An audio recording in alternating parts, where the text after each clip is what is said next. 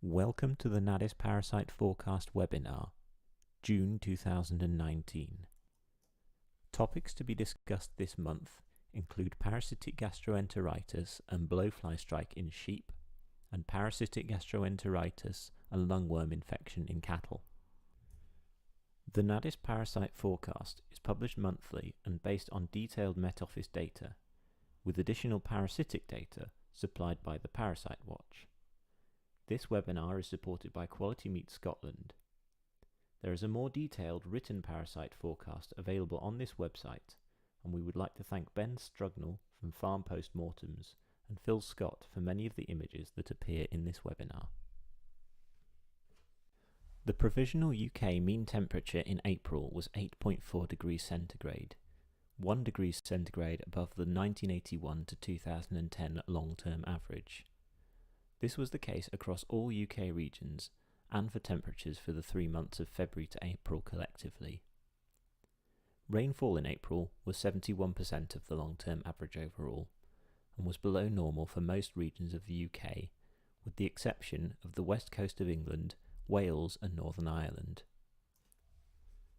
Average rainfall for the 3 months of February to April collectively were comparable to the long-term average. Parasitic gastroenteritis in sheep. As the season progresses, build-up of contamination on pastures through the continuous shedding of eggs by infected individuals can lead to disease in lambs. A control plan based on a combination of diagnostics, pasture management and strategic use of anthelmintics will reduce both risk of disease and selection for anthelmintic resistance on your farm. Advised actions include routine worm egg counts, ideally every 2 to 4 weeks to monitor for levels of infection within your flock. Where it is available, try to turn at-risk animals out onto safe pastures, such as those which have not been grazed by lambs in the previous season. Additional safe grazing, such as hay and silage aftermath, will become available later into the grazing season and can be factored into grazing programs at this point.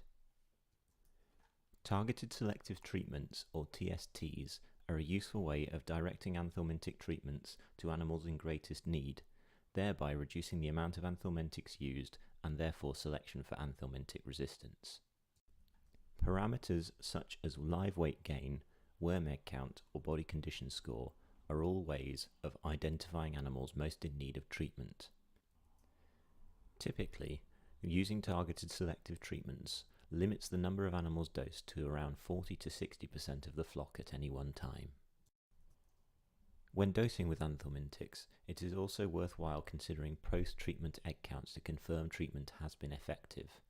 For more information on this, please speak to your vet or SQP. Focusing on nematodarosis, the early predicted hatch this year is likely to have occurred before many lambs have started to graze extensively.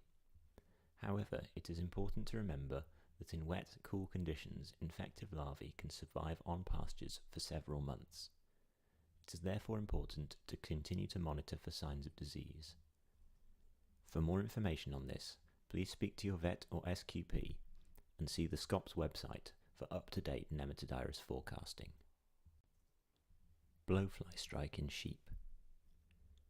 The NADIS blowfly alert has been predicting moderate risk for most of England, Wales and Northern Ireland since the end of April. The NADIS blowfly alert is updated every 2 weeks. Please see our website for up-to-date disease risk in your area. It is therefore advisable to inspect stock daily for evidence of strike, particularly during periods of high risk.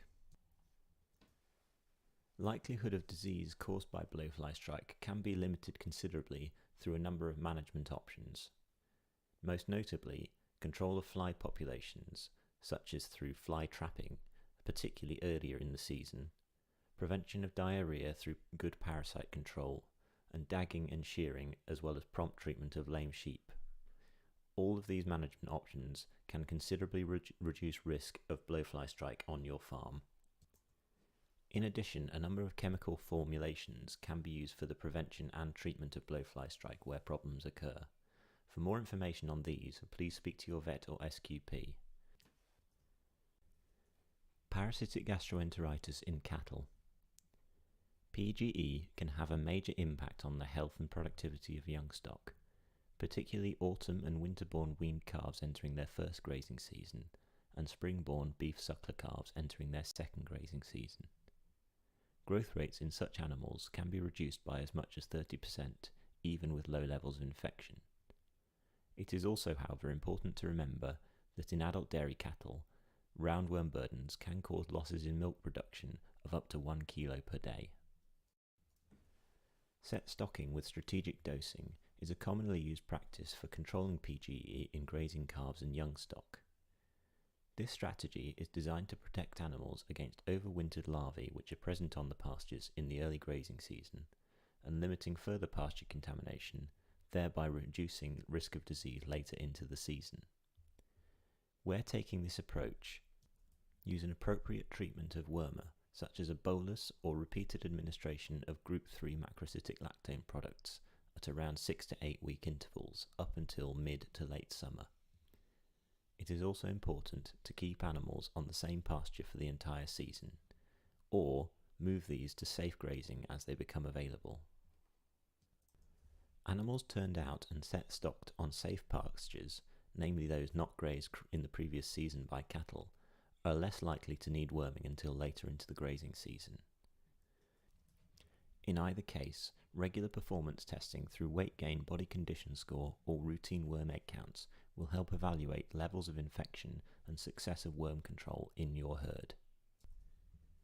When considering parasite control, and in particular choosing worming products for PGE control in your cattle, consider the cows group's 5 R's to ensure worming strategy is both effective and sustainable. For more information on this, please visit the cows group website or speak to your vet or SQP. Lungworm infection in cattle. Lungworm infection, or husk, can start to occur from June onwards. Outbreaks are difficult to predict, but may be associated with wetter summers and following periods of wet weather. Unvaccinated calves and animals not part of any strategic dosing programs should be considered at risk. Older cattle may also be at risk if they have not previously been given the opportunity to develop immunity. In areas where lungworm is present, it is therefore strongly recommended that first season calves are vaccinated prior to turnout. Advised actions include monitoring for signs of disease, particularly widespread coughing within the group and increased respiratory rates, particularly after stimulation or exercise.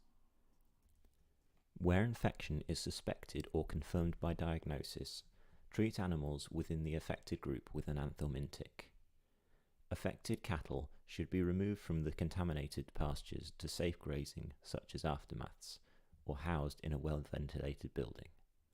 For more information, please speak to your vet or SQP, see the cows group guidelines, or our recent webinar on lungworm control. This concludes the NADIS Parasite Forecast webinar for June 2019. Thank you for listening, and we hope you have found this webinar useful.